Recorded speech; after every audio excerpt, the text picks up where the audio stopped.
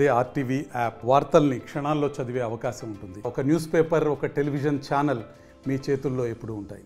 ప్రపంచవ్యాప్తంగా అత్యధిక మంది జరుపుకునే క్రిస్మస్ పండుగ సందర్భంగా అందరికీ క్రిస్మస్ శుభాకాంక్షలు తెలియజేస్తున్నాం.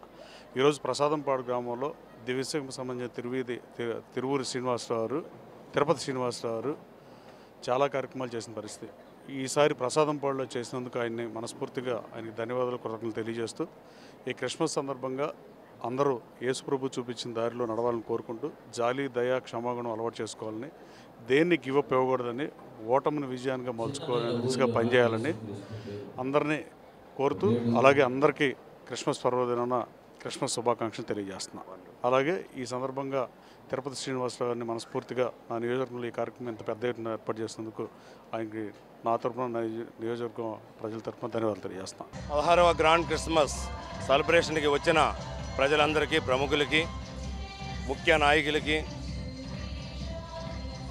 ఎమ్మెల్యేలకి, నా సహోదరులకి అందరికి కూడా ముందుగా క్రిస్మస్ శుభాకాంక్షలు తెలుపుతూ, మా ఫ్యామిలీ 16వ గ్రాండ్ క్రిస్మస్ విజయవాడలో చేయడం చాలా ఆనందకర విషయం.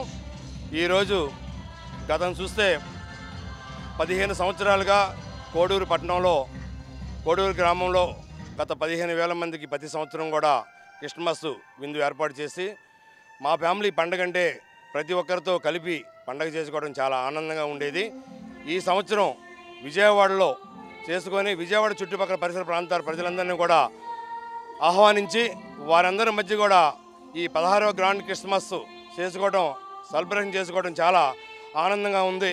ఈ సెలబ్రేషన్ వచ్చిన ప్రతి ఒక్కరికి మనస్ఫూర్తిగా క్రిస్మస్ శుభాకాంక్షలు తెలుపుతూ, వారి జీవితాల్లో కూడా వెలుగు నింపాలని, ఈ క్రిస్మస్లో వేడుకున్న ప్రతి ఒక్క కుటుంబం కూడా హెచ్చించి వారికి కూడా మంచి దీవెనలు అందించాలని యేసు ప్రభు ఈ విందులో పాల్గొన్న ప్రతి ఒక్కరికి ఆశీర్వాదాలు ఆ యేసు ప్రభు ఇవ్వాలని మరొకసారి అందరికీ శుభాకాంక్షలు. మరిన్ని వీడియోస్ కోసం ఛానల్ ని సబ్స్క్రైబ్ చేయండి. లేటెస్ట్ అప్డేట్స్ కోసం వాట్సాప్ ఛానల్ ని ఫాలో అవ్వండి. ఆ లింక్ డిస్క్రిప్షన్ లో ఉంది.